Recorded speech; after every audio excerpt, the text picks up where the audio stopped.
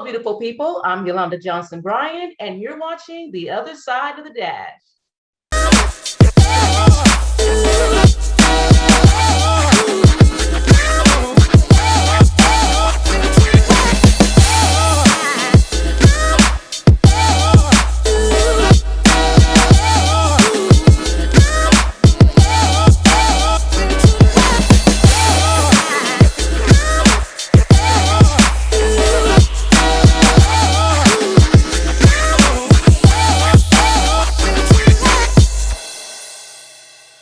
Hello, beautiful people. Welcome back to my channel. If you're new here, please hit that subscribe button, give this video a thumbs up, and please share it and make sure to hit that notification bell so you'll be aware of any videos that come out.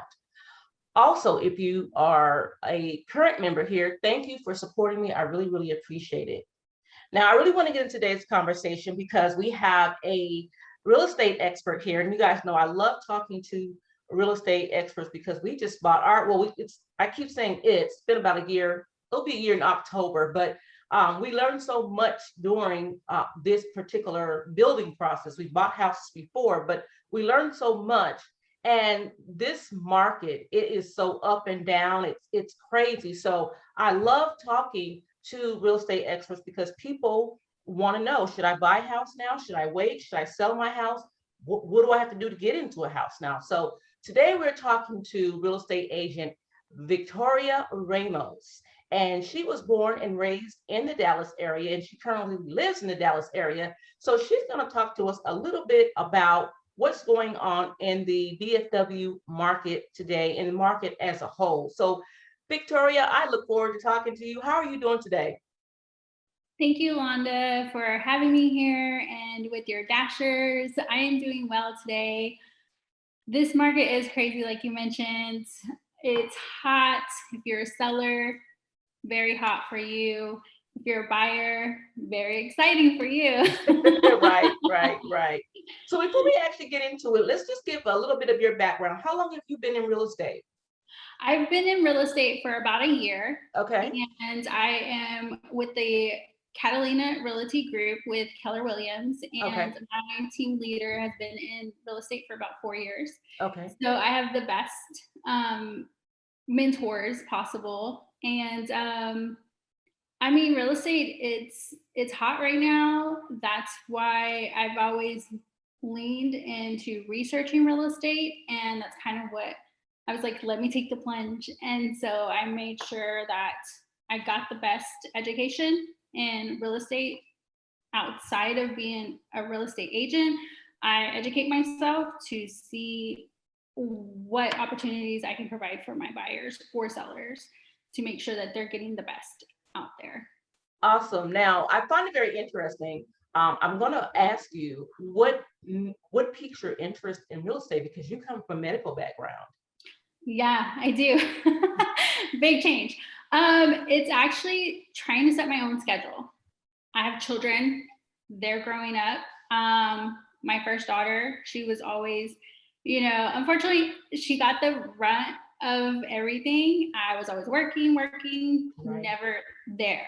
I have 3 other ones. I want to be there for them. So It's really a schedule that I wanted to be my own boss. And with real estate, I am. So I'm very blessed to be a part of the real estate agents that I work with, and to have that flexibility, because as we know, children, there's so many obstacles now. Right. We just want to be there for them. We don't want to be that absent parent. Right. Mm-hmm. Right. And it's interesting. Let's go ahead and talk about this crazy market. Now, Victoria, I think you know briefly what my story is, and I'm not going to even get into it because people will probably say, you're always talking about that, get over it. But I just, have to briefly mention the things that we went through. Now, we bought houses before, like I said, it's just that we had never had one built, and we've never been in a market like this. And so in the past few months, the DFW, and I'm sure it's other places, but the DFW real estate market has been on fire. I want to talk about that. And then after that, I want to talk about the fact that I have been reading some articles where it's kind of cooling down, but those prices are not changing. So first, let's talk about the DFW market being on fire. Why would some buyers and sellers are having to do short of selling their souls to get these houses or sell these houses? They really are. Not their soul, maybe just their arm and a leg. Right. But yes, they really are. The market is hot, and it's because there's not enough inventory. So sellers do not want to put their house on the market because essentially they'll become homeless if they don't find a house. And even leasing homes is very hard right now for our sellers that have been able to sell their home, and it's hard for them to find a lease. Let me stop you right there for a minute.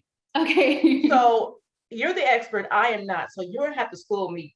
So you said there's a shortage, and that's been the consensus across everyone that I've talked to. But Victoria, everywhere I go, they're building houses. So how is there a house shortage?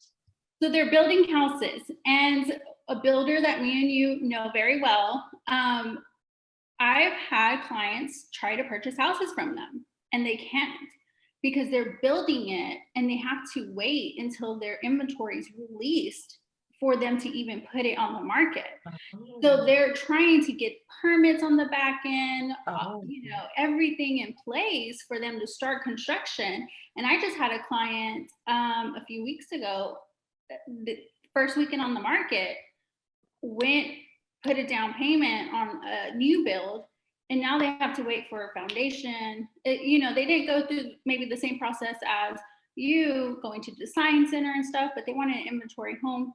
They didn't want to go through having to go house to house to house to search for a house when to end up buying a new build. They wanted to go straight to the new build, get all the warranties in place. But unfortunately, sometimes they have to wait. I had another client before them, search, didn't find a home they liked, went ahead with the new build, and then they had to wait 3 weeks to even sign a contract with them before it was released. So it's kind of hard. Yeah, that we see all these houses going up, but sometimes they won't even allow contracts to go out on them until a certain time, or corporate says, hey, you can go ahead and sell this house. That's interesting. That's very interesting. I'm glad you're the first person that actually explained it to me that way. That kind of makes sense now. Now back to you're right, insider secret. Back to the arm and the leg comment we made earlier. It's very true, because I'm reading and watching news stories that people are paying hundreds. There's a couple of people that I know that paid couple $100,000 more above the asking price of the house. So they're paying tens of thousands of dollars above. Some people are throwing in vacation properties or just stuff that I'm like, why? And is that even legal? It seems that would be illegal to me. Honestly, I have not seen about 100,000 over asking price here. Now, there are a lot of times where, yes, that may be the scenario for a specific house or price range. I have actually seen that with people relocating from different states, and mainly from California. They have that extra equity to put that extra that the house does not appraise for in cash.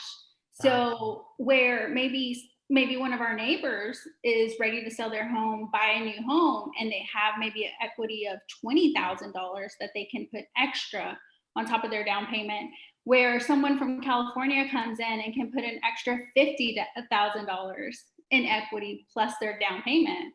That's going to make a big change, big difference for that seller to choose the California family than the Texas family here locally. And that's because the value of a home is higher in California than it is Texas, right? Correct. Okay. Yes. Okay. Mm-hmm. Okay. So what have been some challenges some specific challenges that you've been finding with your clients here, let's just say in the last 60 days, trying to either buy or sell a house, besides the fact that those houses may not be available and they don't want to have to go into a lease? What are some of the other issues? they don't have that extra equity, well, cash to put down on top of their down payment. And Okay. that's where they're getting outbidded. Okay. Because if that house doesn't appraise for that, they want to purchase that's listed at 310, and they want to purchase it and maybe offer 350, and they don't have that extra 400. 40. Yeah, Okay, the gotcha. 40,000 Mhm. to put down in cash, their financing is falling through because it's not going to appraise more than what the bank allows or what the appraisal for the bank is given. So help me understand this. So if it's appraising for 310 and the offer is 340, doesn't when the appraiser comes back and makes that appraisal, doesn't the seller, I don't know, I would think the seller would have to come down and the seller would not be able to get 350 if it's not appraising for 350, but obviously that's not the case. How does that work? Well, that used to be the case, right? Mhm. It wasn't appraised, so there would be like a middle ground that they would meet at. But now we have what we call appraisal waivers, where that buyer waives the right and will dish out that extra 30K that they offered. So signing this appraisal waiver is essentially for the buyer saying, I will pay that difference if it doesn't appraise at that 340, and you're selling it at 310, and that's what it appraises at. So I'm giving you that extra 30. Okay, so now a couple things. Now, one, is this happening across the board with various loans like a VA, conventional, or is this just particular type of loans or just across the board? It's mostly with conventional. With the Okay, conventional loans, you can do this. For okay, federal loans, FHA, VA, you're very restricted on this appraisal waiver. So it's conventional that it's usually that you see this scenario on. And a lot of times the sellers will go with those conventional loans because you have that option. If it's not appraised at these, selling point or the off, basically the offer that you made, that you can pay that cash difference. And with the FHA and VA loans, you can't. see, and that was my next question. I'm finding also, especially you and I live in the same development. I don't want to mention it for safety Yeah. reasons, but we live in the same development. And I'm finding that a lot of people that are moving here with us are going through that appraisal, but the asking price above, and some of them are having to pay the difference between the appraisal and the actual selling price. Have you experienced that?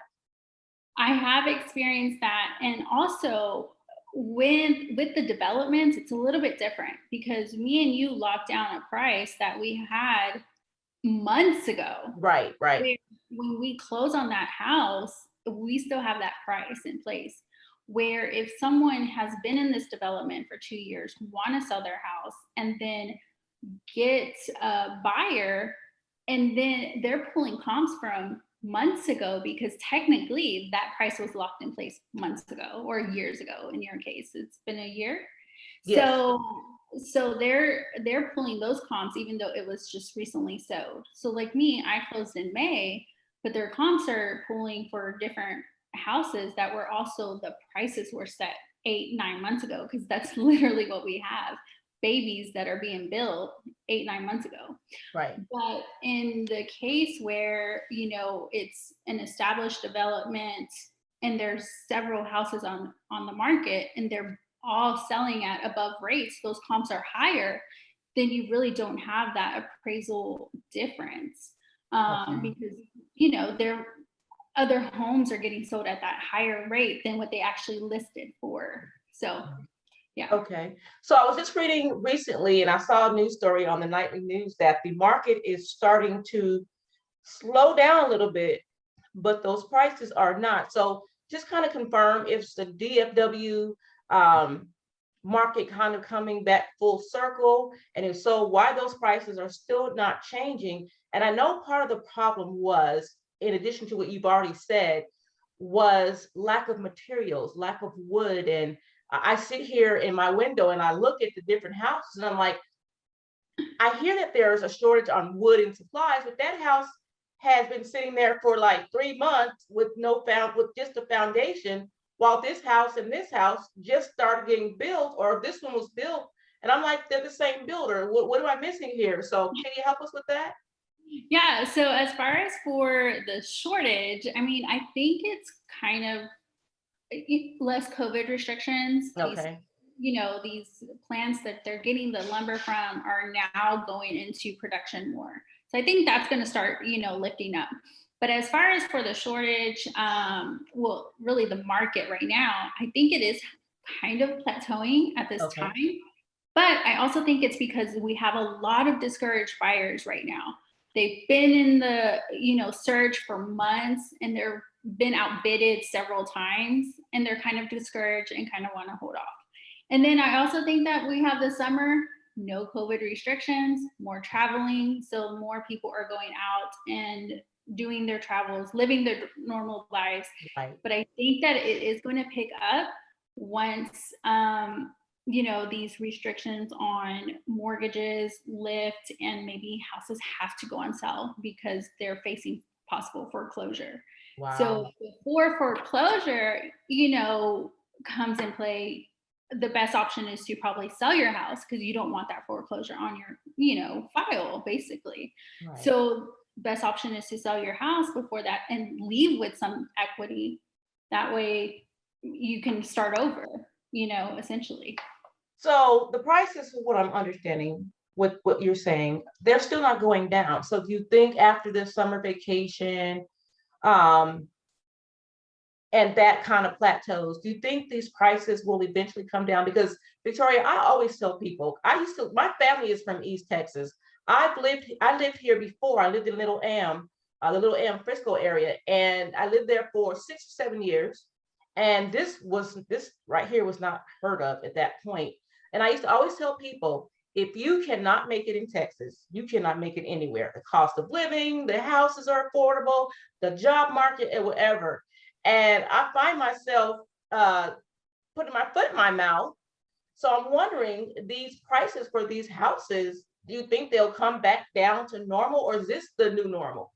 I think this is the new normal. I think it is. We have so many people coming here, and I think it's kind of going to, I mean, we've already seen separate areas of the DFW where taxes have gone up, property taxes have gone up, property taxes around me and Oh you. my God.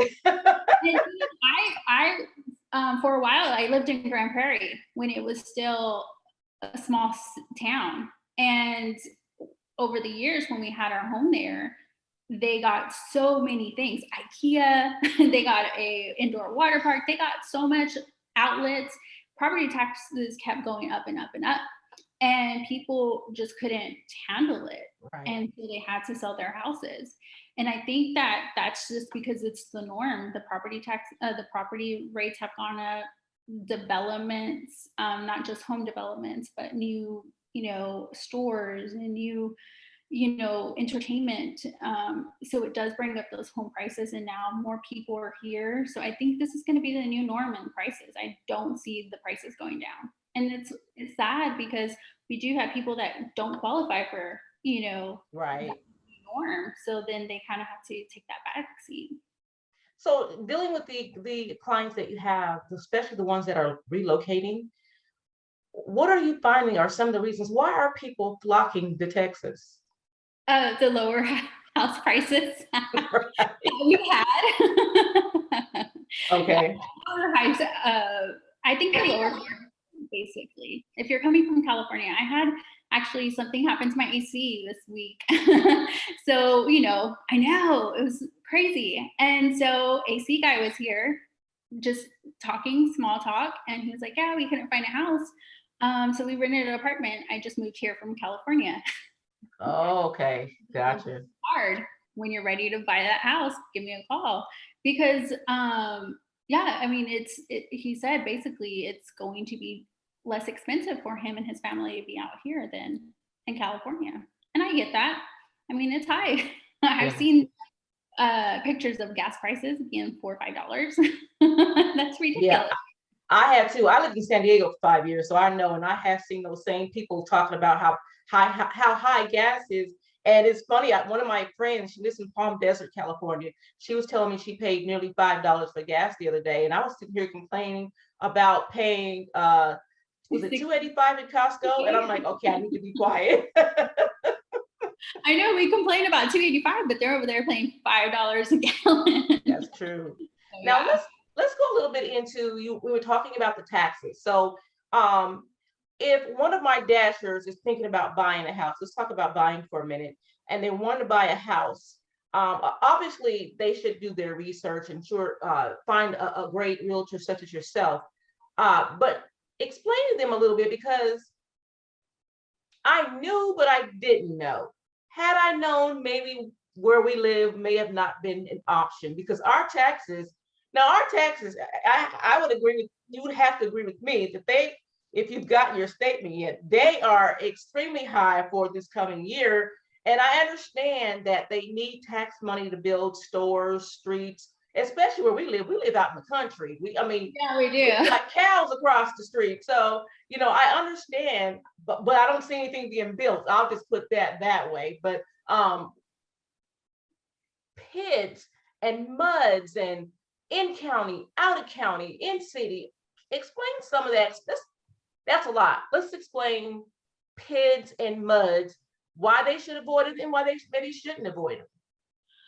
I think they shouldn't avoid them. But if you're going to think about, I think you shouldn't avoid them if you're going to think that this is your forever home. And a lot of times we do. I believe this is going to be our forever home. I don't see any new children in the future. So I wasn't swayed away from that. Right. Now, if it's going to be a beginner home and stuff, stay away from them, because when you're going to sell, they're going to take some of that money away for that mud and those fees that are in the contracts that you really don't pay attention to when you're first signing those contracts, because especially if you're the new homeowner, like a new build like ours is, that's the fee you're going to pay, because they're going to take those fees that's why they put those fees in there, because they're getting those fees for the new schools that are coming, the new roads that they have to do, the whole piping and stuff for the gas lines and everything like that. So yeah, you're going to pay for that back when you sell your home. So if you're not planning on selling your home, good to go. You don't have nothing Okay. So we're talking about our dashers. These are people who are over the age of 50, and I guess it probably would pertain to anyone, but our dashers are either retired or going into retirement, and they're wanting to buy a new home. They want to make sure it's their forever home. Give us a few tips on what you would give your clients, especially dashers who are using their retirement to buy their forever home. So give us some tips. The first tip is to make sure you budget worst case scenario as far as what you want to spend for your home on a monthly payment, because you don't want to not budget worst case scenario, because then you're going to put yourself in a bind when you're on a fixed income, or like you're going to be house poor too, right? Right, you're going to be house poor. So definitely make sure you buy what you are comfortable with. Especially if this is your forever home, you don't want to be in a situation where you have to sell and have nowhere to go. And then second, do the research. If you don't want to do the research, hire a realtor, interview realtors. I'm not saying go to the first one, because not everyone is the same. Right. I flat out tell my clients, I'm not in it for the money. Yes, the money is okay, but I'm going to find you your home, whether I have a 1% commission or a 3% commission. Whatever home you choose, I'm going to help you find it. Right.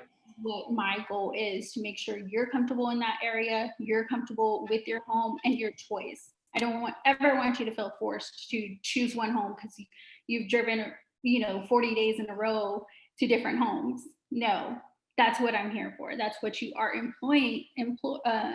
that's what you hire us as realtors to do. So if you ever have a question, basically your realtor should do everything for you.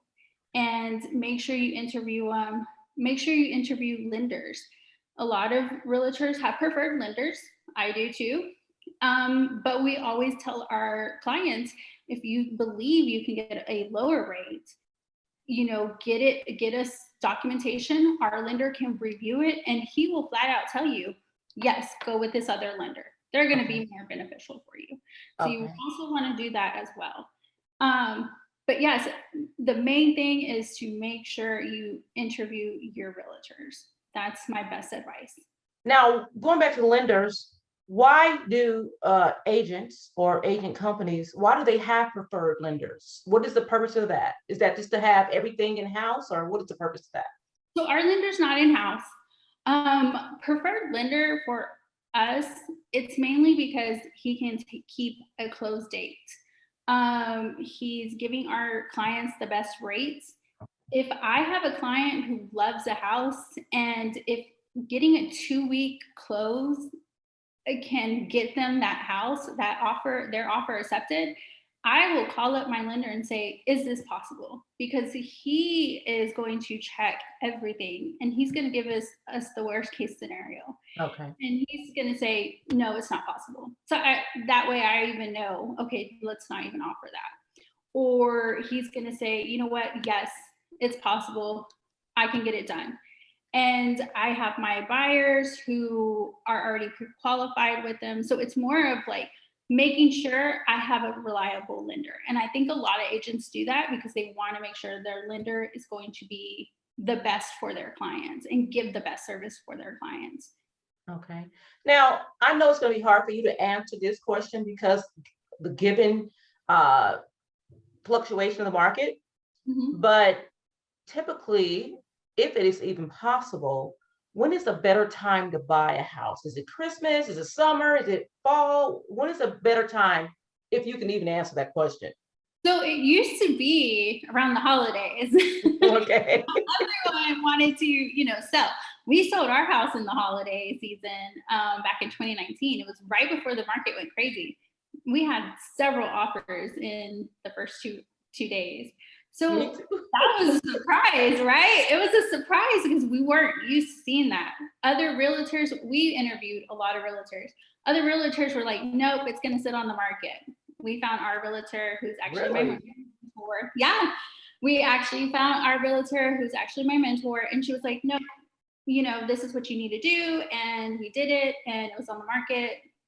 I think the first day I got spammed with all these notifications. It wanted to get seen.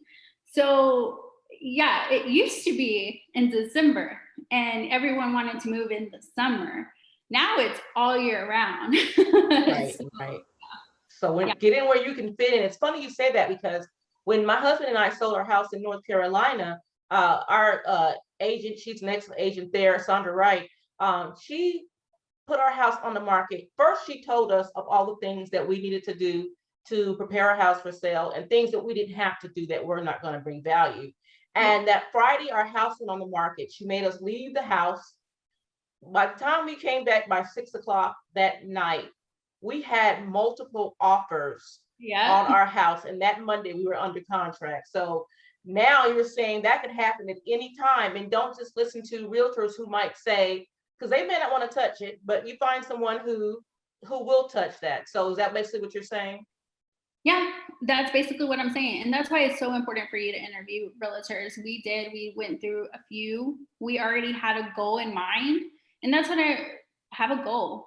And your realtor is going to be able to say, no, that's not a goal that's realistic. Okay. And, your realtor will be upfront with you and tell you that, or your realtor would be like, yes, we can do that, but this is what we need to do. And our realtor was like that. Our realtor, she's awesome. And she did that for us. And I mean, that first day, we were expecting showings, Saturday, Sunday, no, Friday. They were like, you need to be out by 11. Right. We get dressed. Right. But yeah, that's happening now where homes hit the market, clients blow up my phone. And they're like, I'm sorry. I was like, no, that's what we're here for. I'll meet you there. Right. I got it scheduled. I'll meet you there. And people are waiting outside to go see that house. Right. It's like that all the time now. So yeah, don't sleep on it. Don't sleep on it. Victoria, you've given us some valuable information. I've enjoyed having this conversation with you. You've been very helpful. I'm sure that some of our dashers and even our pre-dashers can use this information that you give us, that you've given us. Tell our dashers how they can contact you, especially if they want to employ you as a real estate agent. Yeah, so you can email me at victoriaramos@kw.com. So that's victoriaramos@kw.com. Or you can find me on social media, Instagram, Tori_DFW_realtor. So yeah. Okay, great. Do you have any last comments before we go? No, none today. I hope you have a great summer. Rest of I the hope I hope you do too, and hopefully we can get together soon. But I really, really appreciate it. Thank you so much. Of course. Thank you so much for having me. Talk to you later. Bye bye. Bye.